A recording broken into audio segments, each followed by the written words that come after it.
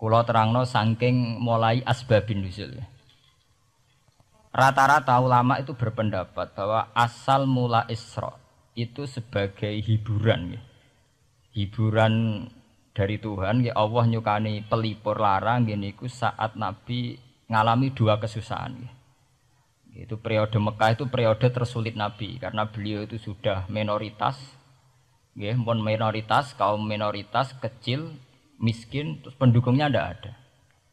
Satu-satunya yang menggaransi, yang menjamin Nabi tidak dibunuh itu karena beliau dilindungi oleh sinten pamanipun, sinten Abu Thalib. Dan termasuk lagi secara kasta sosial ekonomi beliau tinggi karena punya istri yang saudagar kaya. Gini ku Sayyidah Khadijah. Tapi ternyata orang yang selama ini benar-benar di belakang Nabi, baik secara materi maupun moral, sing entek-entekan berjuang ternyata wafat. Khadijah Abu Thalib wafat. Terus dikenal tahun itu tahun Amul Husni, tahun kesusahan. Sudah gitu niki sing termasuk ilmiah. Sudah gitu secara ilmiah psikologis kejiwaan Nabi terguncang. Niki rungokno tenan niki ngaji nggih. Terguncang itu karena secara mitos nggih, keyakinane tiyang Arab niku pun kadung kedikte embek keyakinan yang ditanamkan ulama-ulama Yahudi dan Nasrani. Nggih, kula baleni malih nggih. Kafir Mekah itu orang-orang bodoh, orang-orang enggak terpelajar. Mereka itu punya satu mitos, satu keyakinan yang ditanamkan oleh tokoh-tokoh intelektual Yahudi maupun Nasrani. Apa keyakinan itu? Bahwa kenabian itu yang paling mungkin kalau orang itu dari turunan Bani Israel. Orang mungkin Nabi kok ora turunane wong Yahudi utawa wong Nasrani. Sehingga ketika Nabi mendakwahkan diri sebagai Nabi, mereka bilang antakulu innama unzilal kitabu ala ta'ifataini min qablina. Nak jenenge wahyu harus tidak jauh-jauh sangka turunan-turunan Yahudi. Sebab itu banyak cerita di Quran, cerita konsultasi tiyang kafir Mekah pada tokoh-tokoh Yahudi. Setelah konsultasi ya disesatkan. Orang mungkin Nabi kok nemu ummiyin, bintu-bintu untuk napa? Wahyu. Padha-padha dadi nabi rak kita, orang Muhammad. Ini kalau cerita sejarah. Sehingga saat Nabi ngaku Nabi, niku kayak sudah jadi mitos. Nabi itu tidak boleh jauh-jauh dari Palestina. Karena Nabi Ibrahim orang Palestina, Nabi Isa orang Palestina, Yahya Zakaria juga orang Palestina, Nabi Musa juga orang Palestina. Semuanya itu tidak jauh-jauh dari komunitas Baitul Aqsa. Ini ku masjid Baitul Maqdis atau Baitul Muqaddas. Lah itu wong kafir pinter, saking kepengen nyudutno Nabi Muhammad itu sampai Nabi mesti ning Palestina, ya mesti roh cerita-ceritane Nabi ning Palestina. Ya aku apa tau roh Palestina? Setelah kau detail-detail, nak kau pancen roh itu pintu masjid ning Palestina Baitul Aqsa jumlahe piro? Terus madepe ning ndi wae. Jadi bahwa Nabi ngeklaim diri sebagai Nabi yang bisa membaca malakutas samawati, baca alam-alam gaib. Niku dites nak iso tenan saiki aku takok jumlahe pintu Baitul Maqdis piro. Niki peringatan kangge santri-santri bahwa semua Nabi itu di luar dites fisik. Artinya zaman Nabi sholat ning masjid kayak teletong unta terus disiksa Abu Jahal itu hanya ujian-ujian fisik. Tapi di luar itu sebetulnya Nabi juga mengalami ujian-ujian intelektual. Ya kayak cerita-cerita di hadis Sahih, Nabi itu sering didatangi orang Yahudi ditanya, "Mat, saya punya 5 pertanyaan. Yang tahu itu hanya Nabi. Kalau kamu bisa jawab ya Nabi, kalau enggak ya tidak Nabi." Termasuk takokane, apa pertama yang dimakan ahli jannah saat masuk surga? Kok aneh-aneh. Terus kenapa anak itu kok kadang mirip bapaknya, mirip ibunya? So, kok aneh-aneh. Dan itu berlanjut terus sampai Nabi di periode Madinah. Nah sebab itu Nabi itu secara intelektual itu diasah Tuhan lewat proses Isra. Di mana Nabi saat itu secara fasih bisa menjawab jumlah pintu Masjid Aqsa sekian. Perilaku Nabi Musa begini. Wajahnya Nabi Musa begini, wajahnya Nabi Ibrahim begini. Sampai di hadis-hadis Sahih, Nabi bisa menjelaskan detail. Nabi Musa itu rambutnya kayak ini, wajahnya kayak ini, ada mutiwal. Itu detail sekali Nabi.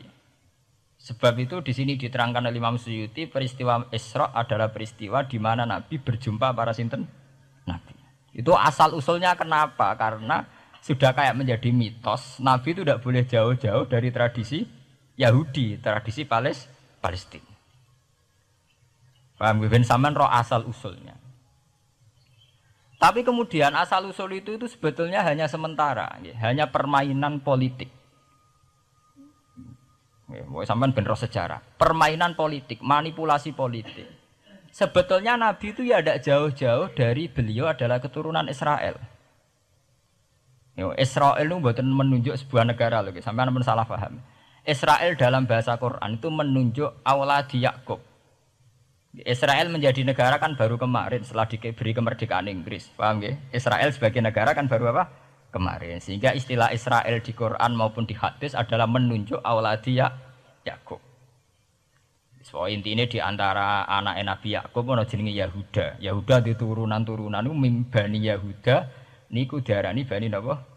Israel.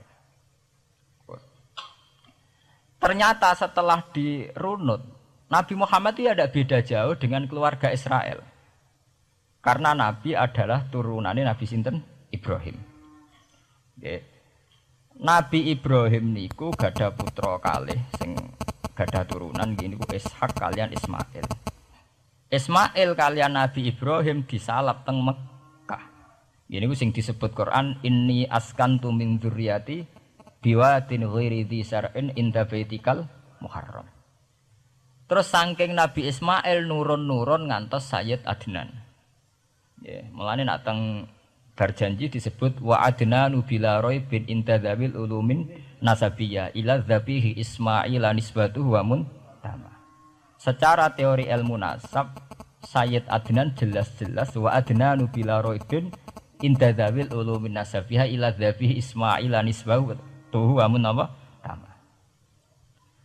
Tapi yang menjadi masalah, yaitu tadi saya sudah bilang, seakan-akan Nabi Muhammad itu orang yang benar-benar berbeda dari dinasti itu, dari keturunan itu.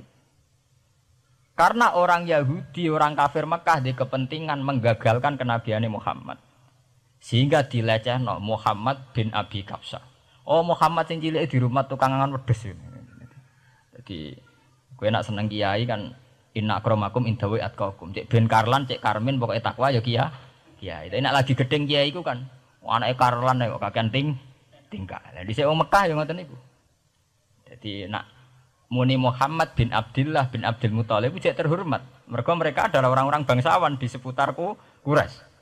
Nabi itu kastane Quraisy. Jadi kalau Muhammad bin Abdullah bin Abdul Muthalib cek ketok terhormat. Wong kafir pinter nang istilahna ora Muhammad bin Abdullah.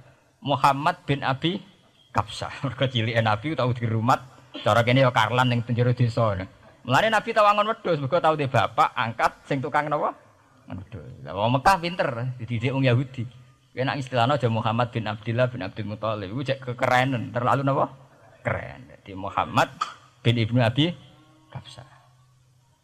Di wong nak seneng Pak Harto kan Soeharto jenderal besar. Nek sing gedeng wong kemusuk kan terus repot ya. Oh, terus nyebut desa asli ini asal sulit. Nak seneng bupati ya jadi bupati. Orang nomor 1 di Bojonegoro. Nak gedeng golekno asal usule. Sing ngoten mun sunatullah mulai riyen sampai kiamat ya. Sunatullah lati kot kelas napa? Mengkobel. Walanta jidali sunnatil lain napa? Tabdila. Ya akan begitu.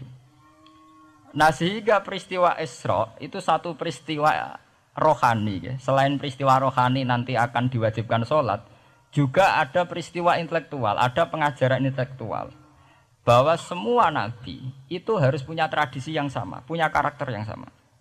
Sehingga nabi dalam proses Isra itu dipertemukan dengan Nabi Ibrahim, Nabi Musa, nabi-nabi yang lain. Dan diskusi di situ juga ada diskusi-diskusi. Paham ya? Niki penting ya, penting kalau terangaken karena kalau tanpa tradisi yang berkelanjutan ya, sing disebut tenggene thariqah jenenge as-sanad al-mu'tabar, sanad sing mu'tabar utawi nak tenggene pondok-pondok kitab disebut sanad sing muttasil. Ini nanti semua tradisi kenabian akan melenceng. Kalau melenceng itu ngeri. Karena setiap orang mesti gada subjektivitas sendiri, punya versinya sendiri. Sehingga semua nabi harus model istilah politik itu punya platform yang sama, punya karakter yang sama, punya model yang apa? Sama. Nah, sebab itu secara intelektual Nabi Muhammad itu dikenalkan oleh karakter para nabi-nabi dulu.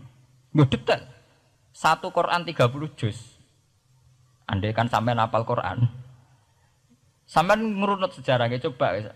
Kita ini kan kadung dibentuk. Artinya kita ini ya alhamdulillah sudah kadung kebentuk, tahu sejarah para nabi.